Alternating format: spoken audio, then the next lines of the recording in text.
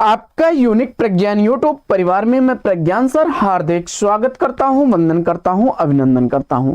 प्यारे साथियों, आज का यह प्रैक्टिस सेट हम लोग अध्ययन करने वाले हैं समकालीन काव्य से संबंधित उन महत्वपूर्ण प्रश्नों का जो कि परीक्षा के दृष्टि से काफी इंपॉर्टेंट प्रश्न है।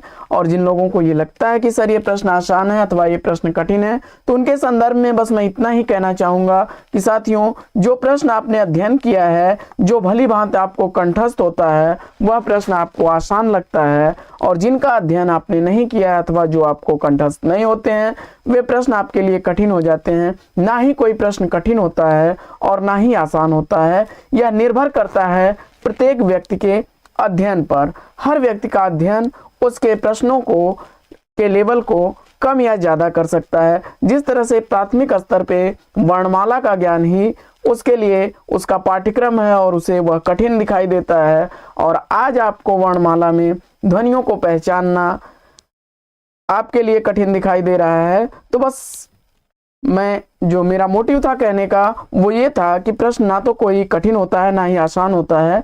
प्रत्येक तरह के प्रश्नों का अध्ययन आपको करना चाहिए और उनका रिवीजन भी इस तरह कर लेना चाहिए कि प्रश्न आपके सामने पहुंचे और उत्तर बिना ऑप्शन के आप फटाफट दे सकें। पलक झपकते अगर उत्तर देने की क्षमता आपने विकसित कर ली है तो समझ जाइए कि आपकी तैयारी काफी बेहतर हो चुकी है और आप सफलता को आसानी से पा सकेंगे। और हमारा मुख्य उद्देश्य सफलता कहने का अभिप्राय यही होता है कि आपको टीचटी पीचटी नौकरी के लिए जो तैयारी कर रहे हैं उसमें आपकी नौकरी पक्की हो जाना या चयनित हो जाना। बाकी हर लोगों के अपने अपने पायदान हैं, हर किसी का अपना मानक है, तो मैं पाठचर्या से इतर वैसे बात नहीं करना चाहता हूं, लेकिन यह आप लोगों के कई कमेंट्स आए थे उसको ध्यान में रख करके हमने कह दिया। और रही बात, कुछ लोग कहते हैं कि सर जो है लेवल बढ़ाया जाए, लेवल बढ़ाया जाए, तो जो कठिन लेवल का प्रश्न होगा वो सबके लिए कठिन होगा, जो आसान प्रश्न होंगे सबके लिए आसान होंगे। सामान्य प्रश्नों को हल करने में आपसे कोई गलती नहीं होनी चाहिए और इसी उद्देश्य को ध्यान में रख करके प्रतिदिन आपसे रिवीजन कराया जाता है। और रिवीजन श्रृंखला से जुड़ने के लिए वीडियो को लाइक और शेयर करके, चैनल पर पहली बार होंगे तो चैनल को सब्सक्राइब, बगल में बने हुए बेल आइकन से ऑल बटन को प्रेस करना बिल्कुल ना भूलें। तो बिना समय गंवाए प्रारंभ करते हैं पाठचर्या। और आज के प्रैक्टिस सेट में हम लोग देखते हैं समकालीन काव्य से प्रमुख प्रश्नों को। पहला प्रश्न है कि समकालीन कविता का दौर कब से शुरू होता है, इसका आपको जवाब बताना है। प्रश्न संख्या 1 का सही उत्तर आपको चयनित करना है और फटाफट इस प्रश्न का उत्तर चयनित कर लीजिए। प्रश्न संख्या 1 का राइट आंसर आपने 70 का दशक चुना, विकल्प ख को, तो बिल्कुल सही उत्तर के साथ हैं। बढ़ते हैं आगे और देखते हैं अगला प्रश्न।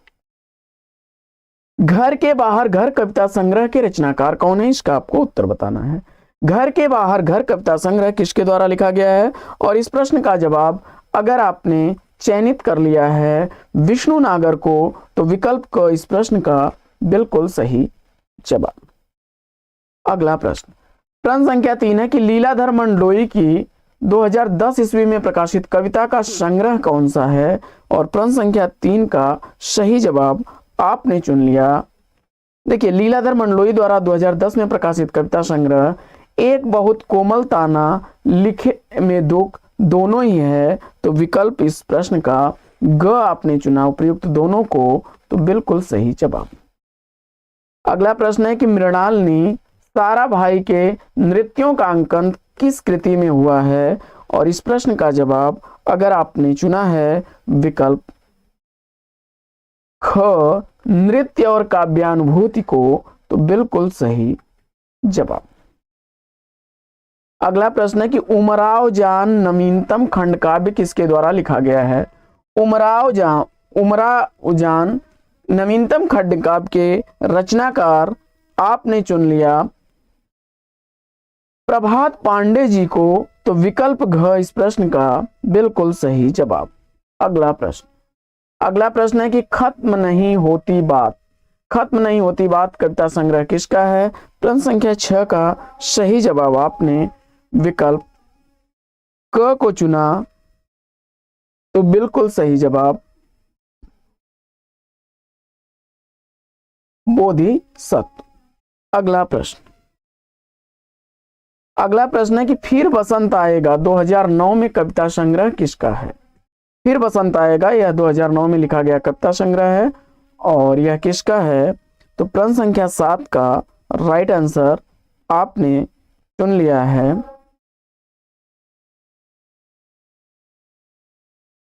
प्रश्न संख्या 7 में राइट आंसर क्या चुना है आपने?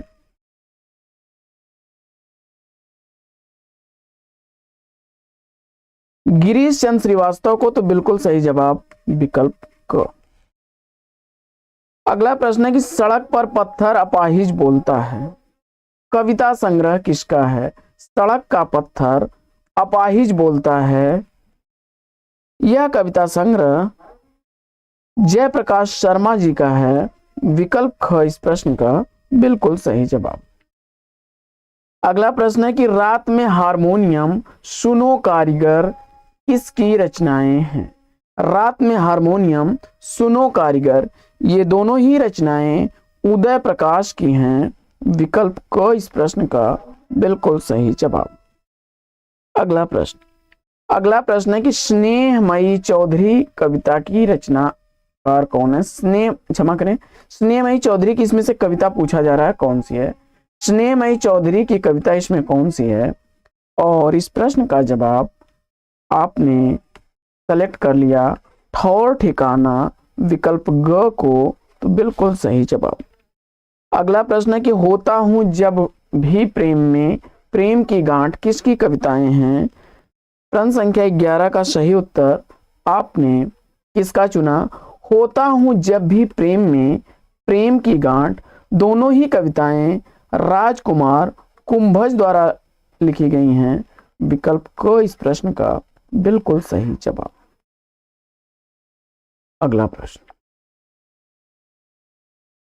प्रश्न है कि निम्नलिखित रचनाओं के रचनाकारों का नाम बताना है।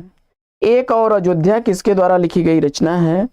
एक और अयोध्या किसके द्वारा लिखी गई रचना है, इसका आपको जवाब बताना है। प्रश्न संख्या 12 का सही उत्तर आपने विकल्प ख विनोद दास को चुना, तो बिल्कुल सही जवाब। अगला प्रश्न है कि ईश्वर एक लाठी है, ईश्वर एक लाठी है, यह किसकी रचना है? प्रश्न संख्या 13 का सही जवाब क्या बनेगा? ईश्वर एक लाठी है, यह रचना किसके द्वारा लिखी गई है? और इस प्रश्न का जवाब आपने स्वप्निल श्रीवास्तव को चुना, तो विकल्प क इस प्रश्न का बिल्कुल सही जवाब। अगला प्रश्न है कि घर घर घूमा किसकी रचना है? घर घर घूमा किसके द्वारा लिखी गई रचना है? प्रश्न संख्या 14 का सही जवाब आपने क्या चुना? अगर इस प्रश्न का जवाब आपने चुन लिया है लीलाधर मंडलोई को, तो विकल्प ग इस प्रश्न का बिल्कुल सही जवाब। अगला प्रश्न है कि एक दिन लौटेगी लड़की, एक दिन लौटेगी लड़की, यह किसके द्वारा लिखी गई रचना है? और इस रचना का रचनाकार आपने चुन लिया है गगन को, तो बिल्कुल सही जवाब। अगला प्रश्न है कि कोई और नाम दो, कोई और नाम दो, यह रचना किसके द्वारा लिखी गई है? कोई और नाम दो रचना का रचनाकार आपने चुना अनामिका शिव को, तो विकल्प घ इस प्रश्न का सही जवाब। अगला प्रश्न है कि खिलाफ हवा से गुजरते हुए, प्रश्न संख्या 17 का सही जवाब आपको बताना है। खिलाफ हवा से गुजरते हुए, प्रश्न संख्या 17 का राइट आंसर आपने क्या चुना? यह रचना किसकी है? जवाब में आपने रमेश रजक को चुना, तो विनोद दास की यह रचना है। विकल्प ग इस प्रश्न का राइट आंसर है। अगला प्रश्न है कि सुरंग से लौटते हुए के रचनाकार कौन है? प्रश्न संख्या 18 का सही जवाब क्या होगा?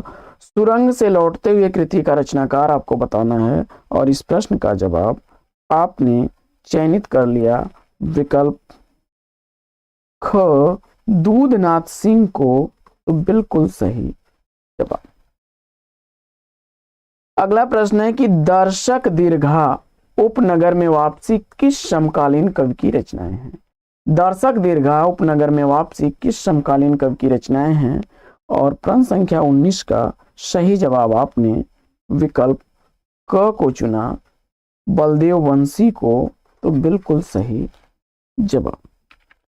अगला प्रश्न है कि यह लिखता हूं बीते कितने वर्ष, कविताएं 93 किसकी काव्यकृतियां हैं? प्रश्न संख्या 20 का सही उत्तर चयनित करिए और इस प्रश्न का जवाब आपने प्रयाग शुक्ल को चुना। तो विकल्प ख इस प्रश्न का सही जवाब है। अगला प्रश्न है कि ऋतुराज की रचना इसमें से कौन सी नहीं है?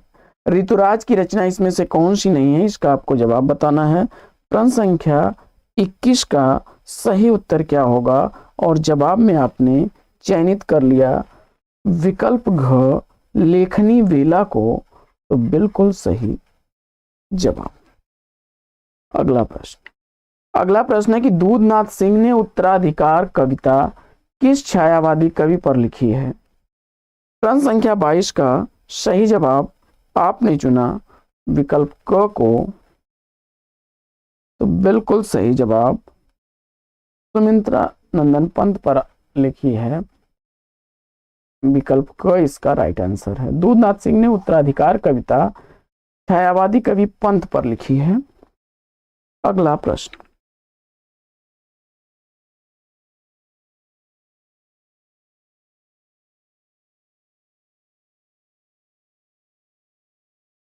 अगला प्रश्न है कि 9वें दशक में लिखी प्रबंध रचना इला और अमिताभ किस कवि की रचना है?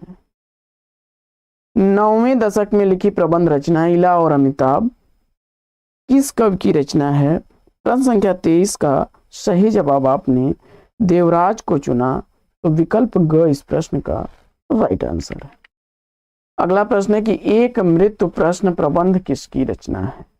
एक मृत्यु प्रश्न प्रबंध किसकी रचना है? और इस प्रश्न का सही जवाब आपने चुन लिया है डॉक्टर विनय को।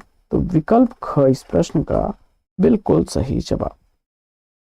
अगला प्रश्न है कि समाधि लेख शीर्षक कविता किसकी है? समाधि लेख शीर्षक कविता के रचनाकार कौन है? प्रश्न संख्या 25 का सही जवाब आपने श्रीकांत वर्मा को चुना। तो विकल्प क इस प्रश्न का बिल्कुल सही जवाब। अगला प्रश्न है कि कविताओं में औरत कहती हैं औरतें बीजाक्षर किसके काव्य संग्रह हैं? कविताओं में औरत कहती हैं औरतें बीजाक्षर यह किसके द्वारा लिखे गए काव्य संग्रह हैं? और इन प्रश्नों का जवाब आपने विकल्प क का चयन किया अनामिका। तो बिल्कुल सही जवाब। अगला प्रश्न है कि आंख से भी छोटी चिड़िया की रचनाकार कौन है? आंख से भी छोटी चिड़िया किसके द्वारा लिखी गई रचना है? इस प्रश्न का जवाब आपने इंदु जैन को चुना।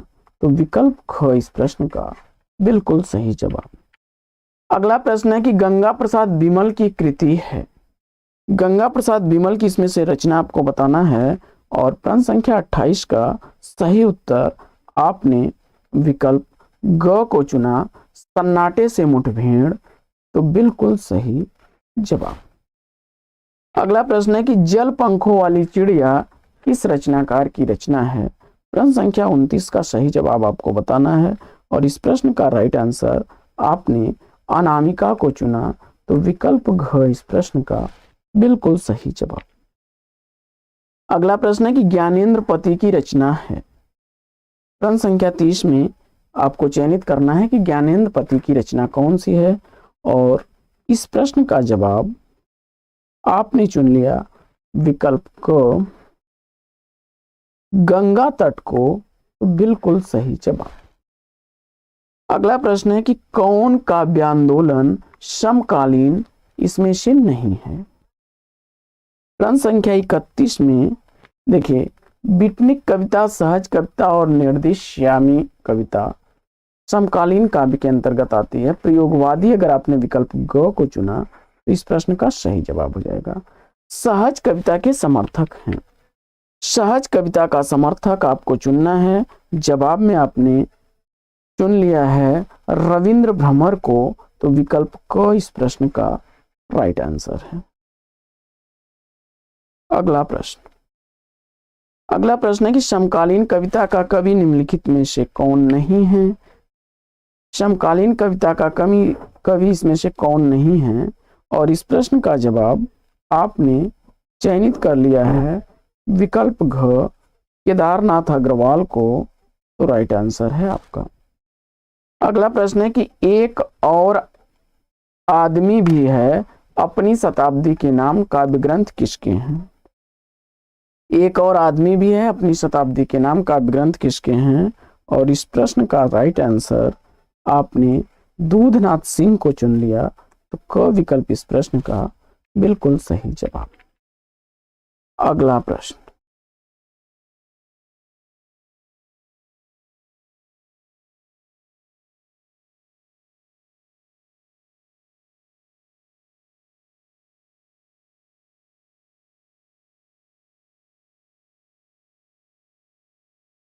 अगला प्रश्न है कि जख्म पर धूल काव्य कृति के रचनाकार कौन है।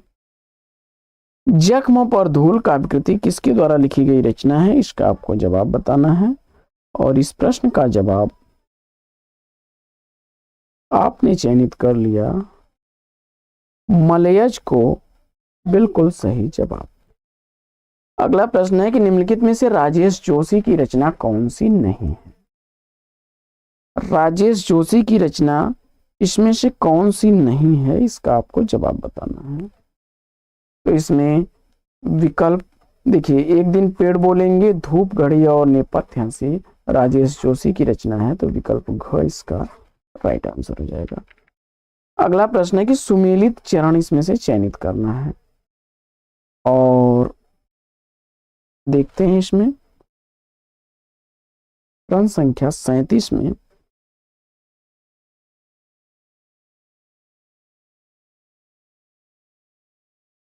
खुली आंखों का आकाश दिव्य रमेश की रचना है। साथ चलते हुए विश्वनाथ प्रसाद तिवारी की रचना है। इसके बाद यह एक दिन है प्रयाग शुक्ल की रचना है, और जख्म पर धूल यह रचना मलयज की है। तो विकल्प इसका बनेगा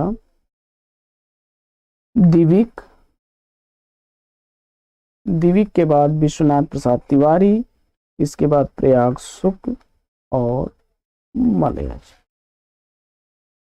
विकल्प ग इसका राइट आंसर हो जाएगा। अगला प्रश्न है कि सुमेलित करना है फिर आपको, तो फटाफट करते हैं मिलान। इसमें प्रश्न संख्या 38 में करिए मिलान।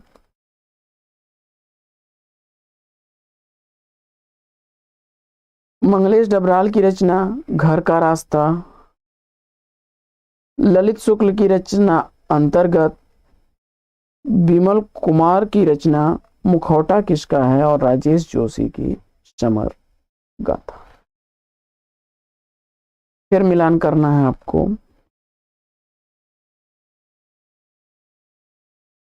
दुनिया रोज बनती है आलोक धनवा की रचना, प्रार्थना बंद करो ज्ञानेंद्र पति की रचना है, अन्न है मेरे शब्द एकांत श्रीवास्तव की रचना, प्रकाश वर्ष संचय चतुर्वेदी की रचना। आइए बढ़ते हैं आगे और देखते हैं अगला प्रश्न। अगला प्रश्न है कि असंगत युग्म की पहचान करनी है। तो इसमें विकल्प ग इसका राइट आंसर हो जाएगा। यह विकल्प सही सुमेलित नहीं है। बाकी कुमार अंबुज, अनंतिम, चंद्रकांत देवताले का दीवारों पर खून से और अनामिका शिव का कोई और नाम दो, ये सही सुमेलित है। अगला प्रश्न है कि पत्थरों की तरह हवा में टकराए मेरे शब्द, यह पंक्तियां किसकी हैं। इस प्रश्न का जवाब आपने चंद्रकांत देवताले को चुना, तो विकल्प क इस प्रश्न का सही जवाब। अगला प्रश्न है कि मैं एक फेरी वाला काव्य संकलन किसका है। मैं एक फेरी वाला यह काव्य संकलन राही मासूम रजा का है। विकल्प ख इस प्रश्न का सही जवाब। अगला प्रश्न है कि रीता शुक्ल की रचना कौन सी नहीं है। रीता शुक्ल की रचना इसमें से कौन सी नहीं है। प्रश्न संख्या 43 का सही जवाब। आपने अबेकस विकल्प घ को चुना तो बिल्कुल सही जवाब। अगला प्रश्न है कि समय से मुठभेड़ काव्य कृति के रचनाकार कौन है। समय से मुठभेड़ काव्य कृति अदम गोंडवी की है। विकल्प ग इस प्रश्न का राइट आंसर है। अगला प्रश्न,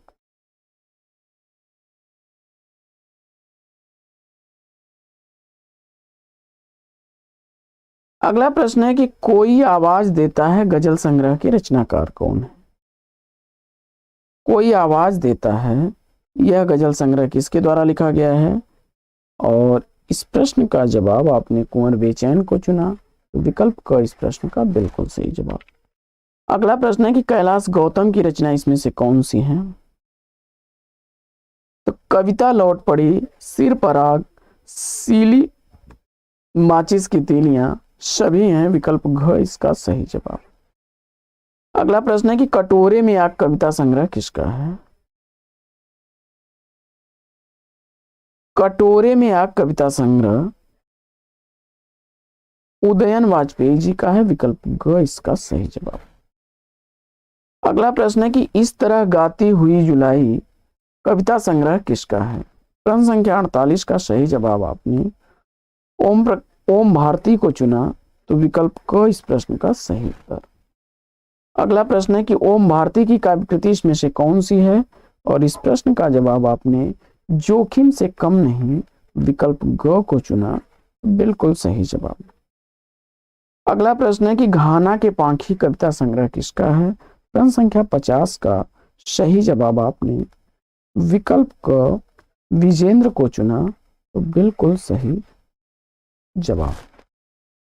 तो साथियों, आज की यह पाठचर्या आपको कैसी लगी कमेंट्स करके जरूर बताइएगा। तो आज की इस पाठचर्या में लेंगे यहीं पर विराम। वीडियो अगर अच्छा लगा हो तो लाइक और शेयर कर दीजिएगा। चैनल पर पहली बार होंगे तो चैनल को सब्सक्राइब कर लीजिएगा। फिर मिलते हैं आपसे अगले वीडियो में एक नए प्रश्न, एक नए टॉपिक, एक नए अंदाज में। तब तक के लिए लेंगे आपसे विदा। आपका जीवन मंगलमय हो। बेस्ट विशेष बेस्ट ऑफ लक। जय हिंद साथियों।